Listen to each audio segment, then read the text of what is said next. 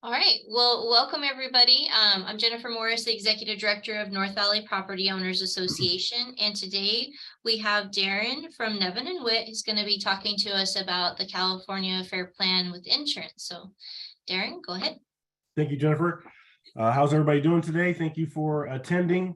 This isn't too that much of an exciting workshop, but it's something that sadly is becoming more and more common, is the need for property owners to make use of the California Fair Plan, because so many areas now are getting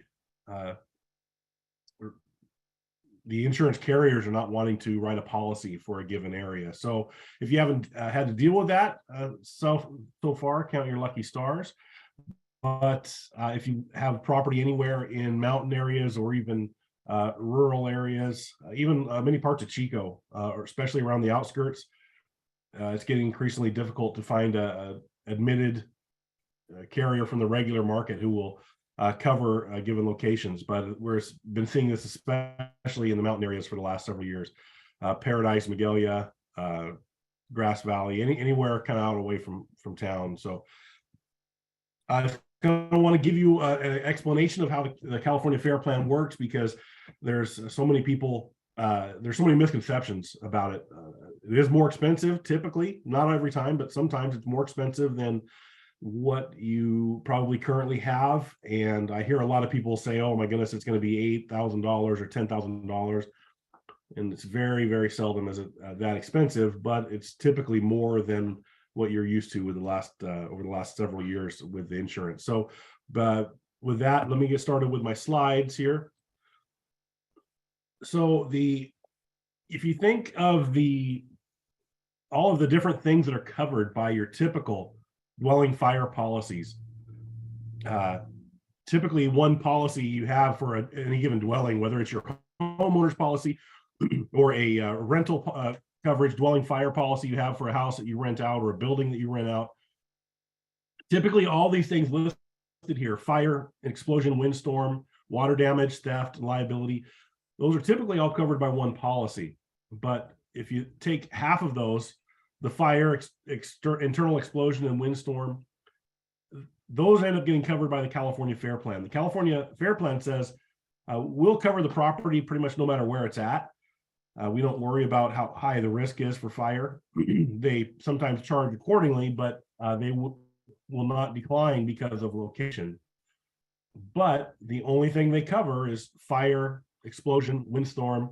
There's a few other small things they cover, vandalism, malicious mischief, and so forth. But typically, it's kind of in the fire category that you'd be making a claim. They don't cover water damage, theft, liability, falling objects is another thing they don't cover, like falling trees. So for those things to be covered, you have to have a second policy. It's called the DIC, or a difference in conditions policy. So you put those two together and they kind of fit together like two pieces of a puzzle. And every policy is different. You want to look over the different limits and coverages and restrictions and exclusions and so forth. But typically, that's in broad strokes, that's how it works. That's why you need two policies. So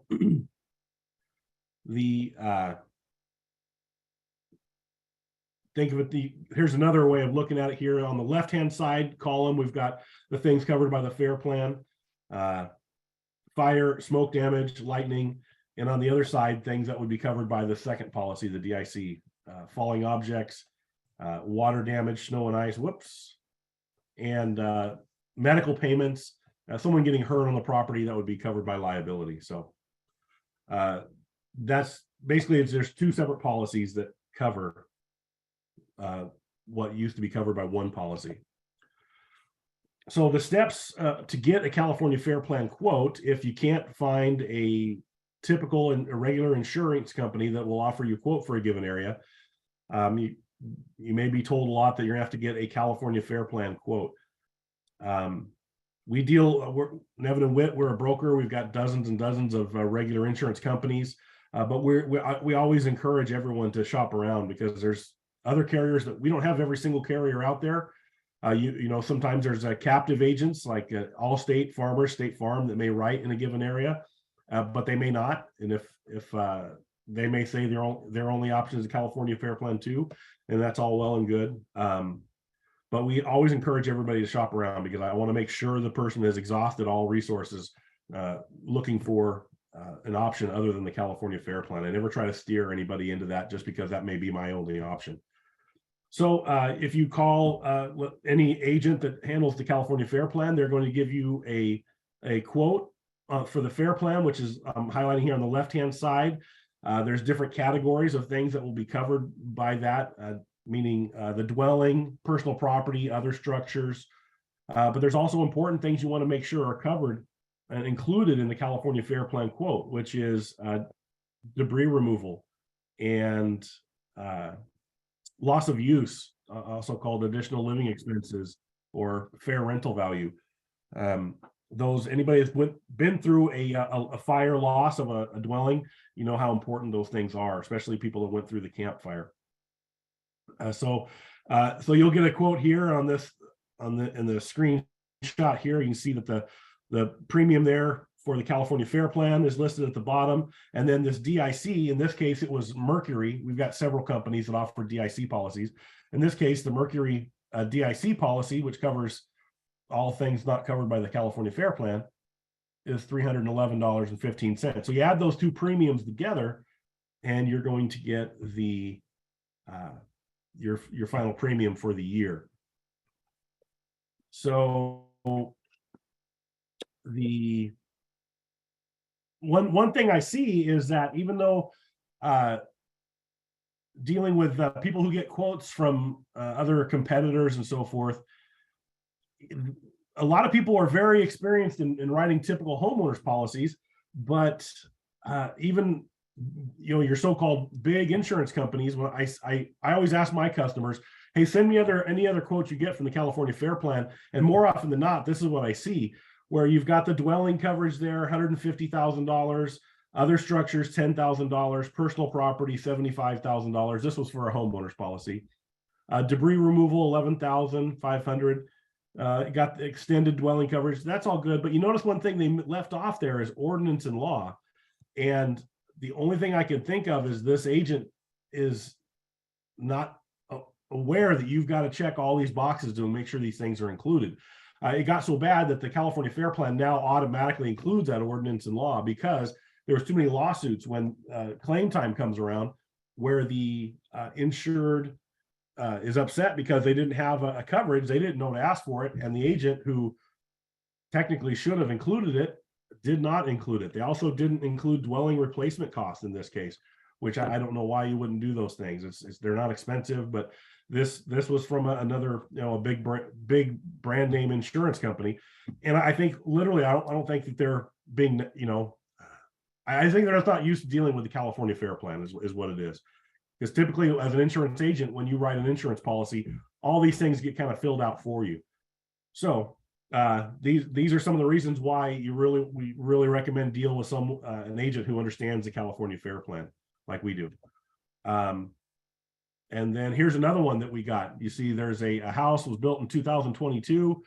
The agent quoted $450,000 for the dwelling. They included ordinance and law. They included other structures and fair rental value, but you notice that they did not include any personal property. I don't know why they think that a person who buys a $450,000 house isn't going to have any personal property on the inside. You can see up at the top here, it's the occupancy is listed as owner occupied. They also didn't include any debris removal. So I think it's, once again, it's just a case of where an agent just didn't understand that either which boxes to check and which coverages to select, or they thought, like a lot of people who aren't in the insurance industry think, that, oh, the California Fair Plan is for your house and the second policy is for the things in the house. That's not the case. They both cover the same things. They cover your house and your other structures and your personal property, but they cover them for different perils. They cover it for either fire or water damage and so forth. So this was another one that we got. One of my customers sent me that was from a big brand name agent who just, I don't think, fully understand how the California Fair Plan works. And as a customer, a lot of times you're not going to know what what's missing. And here's another one. They included $529,000 for the dwelling. They included personal property and some ordinance and law, but they didn't include any other structures. They didn't include debris removal, and they didn't include any fair rental value or loss of use or things like that. So if there was a fire and this house burns down, there's not going to be any payment to the insured, number one, to remove the debris, and number two, any other structures isn't going to be covered, and there isn't going to be any coverage for them to go live somewhere else while this house is getting rebuilt, or whatever while you're deciding what you want to do. Like I said, if any of you have been through the campfire or have friends that went through the campfire, or a situation where a house was a total loss, it costs a lot of money to go live someplace else. If you're a property owner and your house burns down, you lose a lot of possible rental income for the year or two it takes to rebuild that house. So that's one of those things that you want to make sure is covered by the policy. So we get, the next step is, after you get those quotes, if there's going to be a lender, usually they're going to request the evidence of insurance. We're very timely about getting those to the insured. You're going to be asked to take 2 pictures of the home. California Fair Plan now wants a picture. They want one of the front of the home. They kind of like to see the whole front if they can. They also like to kind of get a good idea of what the roof looks like. So if you're getting a California Fair Plan quote, if you want to proceed with it, your agent will tell you, okay, I need you to take 2 pictures of the home. You want to take a picture like this, and then they also want to see the address, wherever it is. It may be out on the street, it may be on the mailbox, it may be on a tree, it might be on the garage or the front of the house. They just want to see a good close-up picture of the address to make sure that the agent is quoting the correct address and has typed everything in right. And they want to see a picture of the house. They can kind of get a general idea what the house looks like. So those are something you're going to be asked to do, and that's relatively new in the last about year and a half. After the agent submits the photos, it takes about 24 hours for the California Fair Plan to get back to me with their so-called formal quote.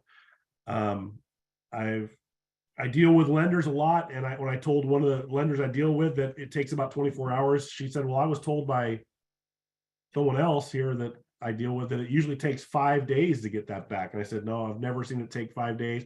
I've seen it take more than 24 hours before, but never more than 2 days. And I'm talking 24 business hours. If I submit it on Friday at 5 o'clock, it's not going to come back until Monday, probably towards the end of the day on Monday. But that's the time period that we're looking at. And then once you get that formal quote back from the California Fair Plan, you can make a payment and bind it anytime within the next 30 days. So if you have a property that's expiring, non-renewing, a lot of people are having things where their current policy is saying, hey, we're not going to renew this policy. Sometime within about 30 to 60 days, you're going to want to start getting quotes and so forth. And then within 30 days, you're going to want to go ahead and move forward with the actual sending in photos and so forth. And whatever agent you choose, I'm sure they can help you out with that. Here's the factors that affect the price, or what makes one policy a lot more expensive than the other, or a lot less expensive.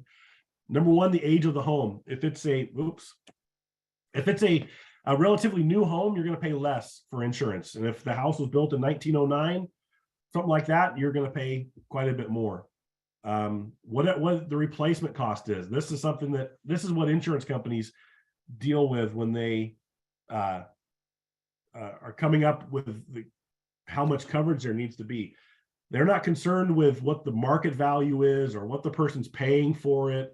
What they're looking at is how much it's going to cost to rebuild that particular home. And it's not an exact science, but we try to come close. And then I always try to make sure there's a little bit more just in case.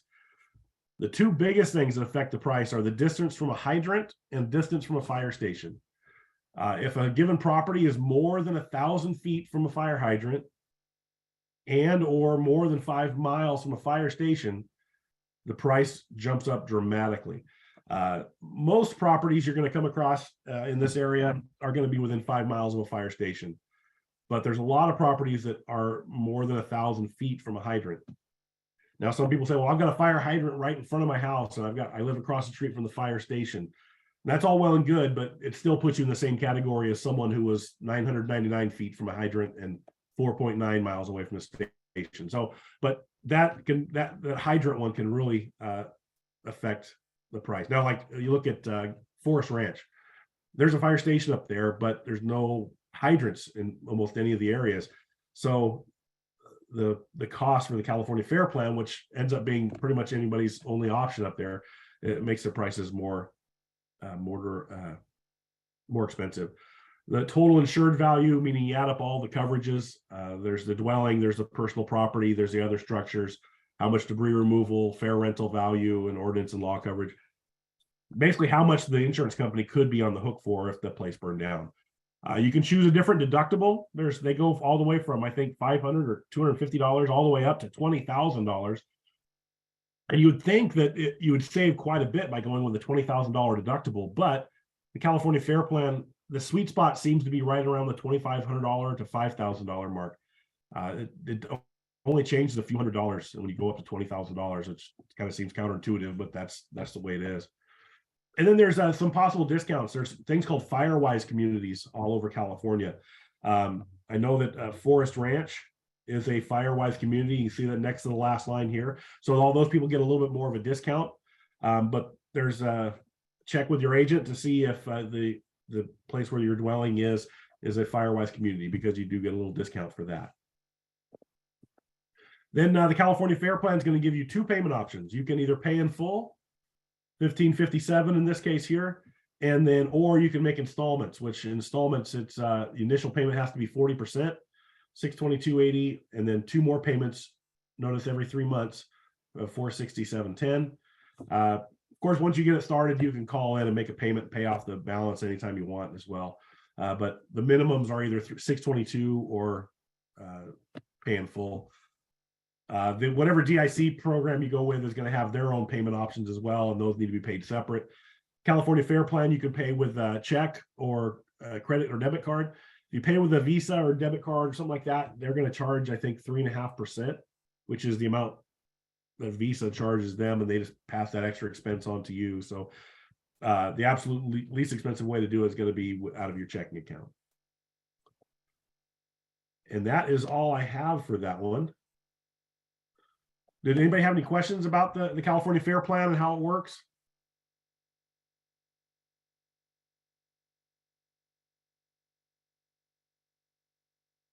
I had a quick question.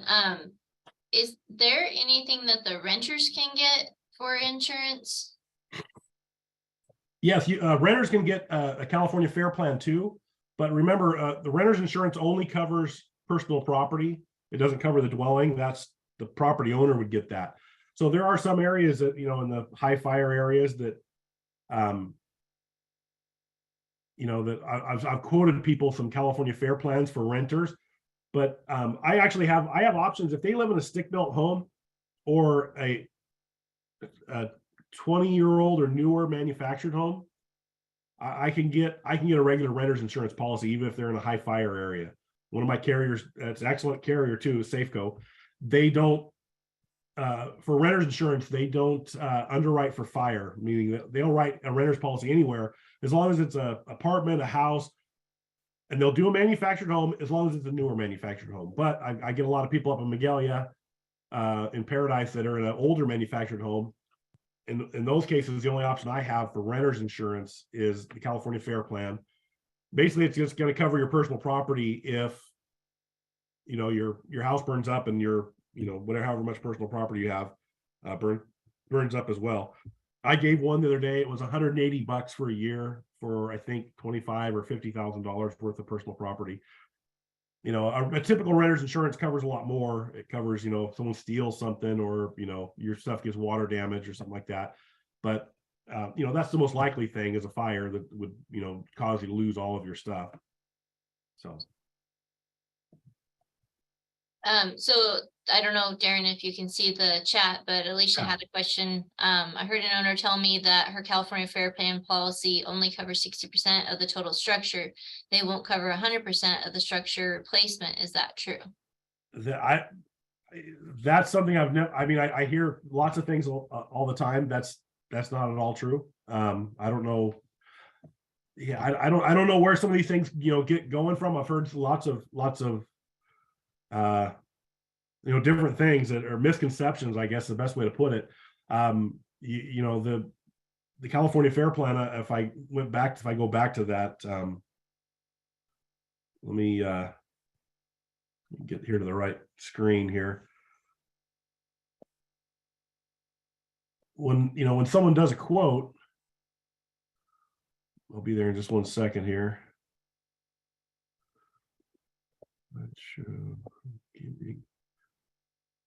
Okay, there we go. So let me go to share screen here. So we I'm trying to zoom in here. The dwelling coverage, just like any other policy, that's the first thing we put in, is trying to make sure that we have enough dwelling coverage for that. Now, the California Fair Plan doesn't have they don't handle extended replacement costs the same way of typical insurer does. If anybody's ever been through a loss with their home, typically your homeowner's insurance policy will include extended replacement costs, meaning there's an extra 25% or even a 50% more or less buffer. I even had one company that we used a lot in Paradise. We had a lot of homes lost with this one carrier, CIG, where they had a 100% extended replacement cost. What that means is you insured the house for $300,000. As long as at the time you insured it, that was a reasonable amount, and they try to underwrite it to make sure that these are good amounts. There's an extra, if it's a 50% extended replacement cost, you have an extra $150,000 just in case it costs more when you go to rebuild your house. And what people found during the campfire was, of course, yeah, that was the case. Contractors started charging crazy amounts. Supplies and materials were limited, so the cost went crazy. And then you get the pandemic, so everybody's house pretty much cost more to rebuild than they thought. So that amount you get right there, that's when your agent gives you that, he's not promising you that will definitely be enough. We always consult. I have a template I send out with all my quotes for the Fair Plan, telling customers, be sure to consult with a licensed contractor if you're not sure how much coverage you actually need. Basically, you're trying to find out, hey, do I have enough? If the company's going to come out and write me a check for $250,000 or whatever limit you have on your policy, is it 300, whatever, is if they give me a check for that, would I be able to rebuild a similar size, kind, and quality house? So the 60% thing, there's nothing I've ever seen in anything with the California Fair Plan that says anything about only covering 60% of the total structure. They're not, they come out and the first thing they deal with is, okay, what's it say on coverage A of your policy for dwelling? It says $400,000. Your house is definitely a total loss. All right, here's $400,000. The California Fair Plan does have some extended coverages in case it costs more than that too, but that's where they're always going to start. They're not going to say, okay, your coverage was for $400,000. We're going to cover 60% of that, so here's $240,000. No, that's I'm not sure where. That's why you always want to ask these questions to a licensed insurance agent, someone who's familiar with it. Things kind of like the telephone game. Someone will tell somebody something and they tell someone else and they take it out of context. That's the only thing I can think of where that's coming from, because it's definitely not coming from the Fair Plan or from an agent who understands the California Fair Plan. Thank you for the question, though. Well, there's another one. Just to be clarified, no one can be denied for coverage, correct? Regardless of home location. Yeah, for location, I've never seen one where they say they won't write it. They can decline if the house is in bad shape or something like that. But, way up in, past Butte Meadows or wherever, that's where we have to go a lot of times. If you own a cabin up in Jonestown or, farther up anywhere, no matter how remote it is, they'll give you a quote, they'll give you a policy. But the house has to be in, certain condition, Excuse me one second.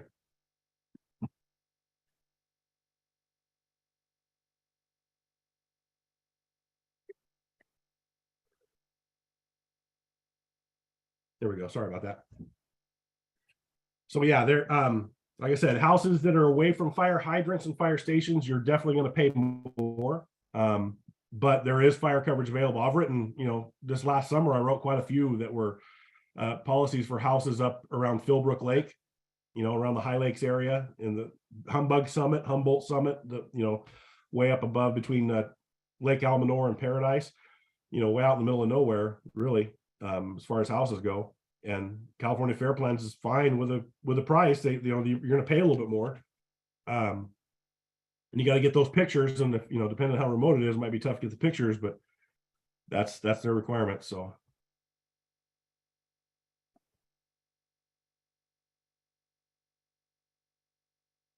if that's all the questions that everybody has, I'll just once again put a plug in for our agency. We've got Nevin and Witt's been around for 75 years. We handle every kind of insurance that you could ask for: life insurance, health insurance, Medicare supplementals, along with, of course, home, auto, commercial insurance. We have a big portfolio of apartments around town that we cover. Rental properties, we have lots of different choices. So even though, once in a while we'll get have a situation where a carrier says, hey, we're not going to cover this house again, we're always able to offer something else to a customer. We never have to say, oh, we don't have anything, just have to go somewhere else. We've got lots of choices because we're a broker and we're one of the larger ones in the area. We have 4 agents on staff, which means that there's always someone available to give a quote, and usually hopefully should be in a timely manner. We have 3 account managers that also help with customer service.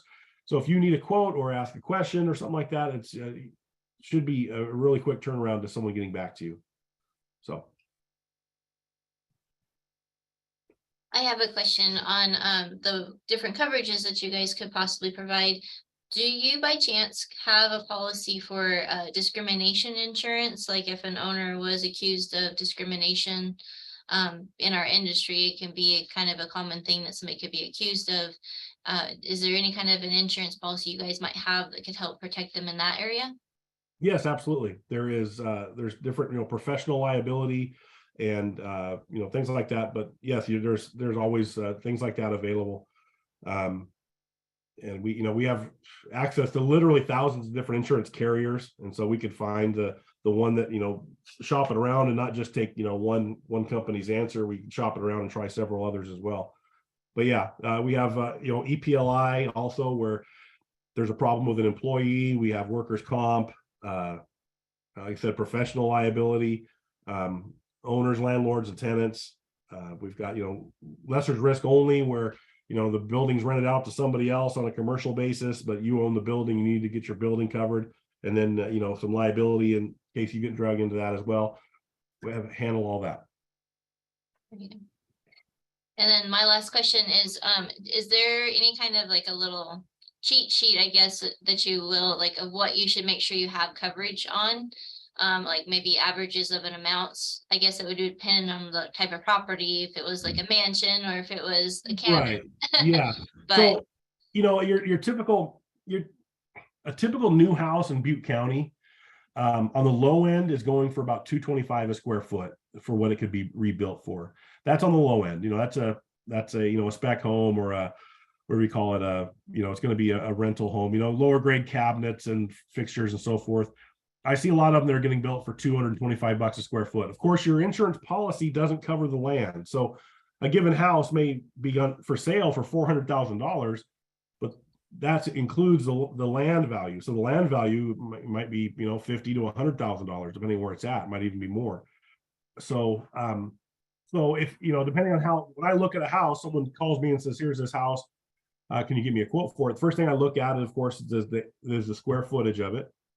And then you look at how nice the fixtures are inside. And if it's like, got real hardwood floors, cherry wood cabinets, marble countertops and so forth, you might be in the $350 a square foot in. But if it's, hey, those look like, IKEA cabinets or pressboard cabinets and Formica countertops and just basic fixtures in the bathrooms, it's, could be on the 225 square foot range. So it's somewhere there. That's why, the only thing I have access to is the pictures, but that's usually the place I start. And then that'll give me a number. Let's say it comes up at $410,000. I'll probably quote it at $450 or $425, just to make sure there's a little more. We had 3,000 claims during the campfire. 3,000 customers lost their homes. I didn't have anybody come to me and upset that I, had too much coverage for them. they're always happy in that case with, thank you so much for, talking us into getting that particular coverage you want us to get or something. So that's what we always try to do. Is that's what you want to look at. We have access to commercial and residential programs that are called replacement cost estimators. And they take into factors like the zip code that it's at, how much labor costs in that area, and how remote is the building, because if it's more remote, it's going to cost more to rebuild, because you got to drive back and forth there every day and get supplies delivered. So those things factor into how much how expensive it is to rebuild a house, or the calculation you should have. Another factor is it's on the side of a cliff, and one side has big tall piers. That's going to be more expensive engineering and so forth.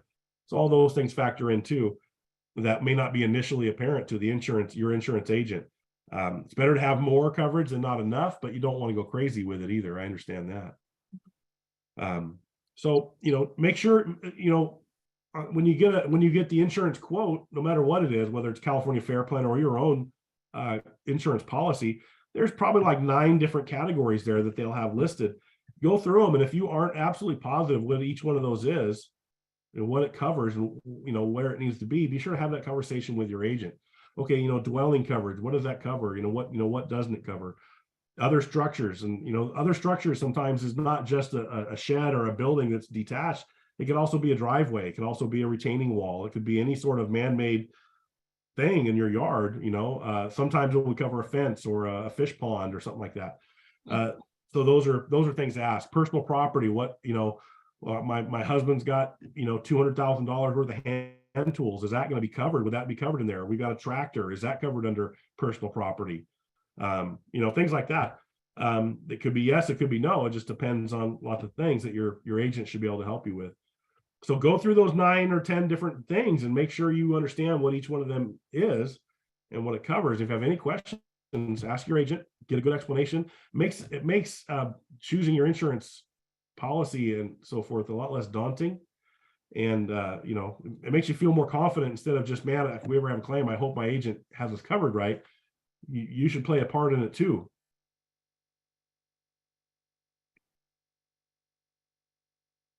Does anybody else have any other questions?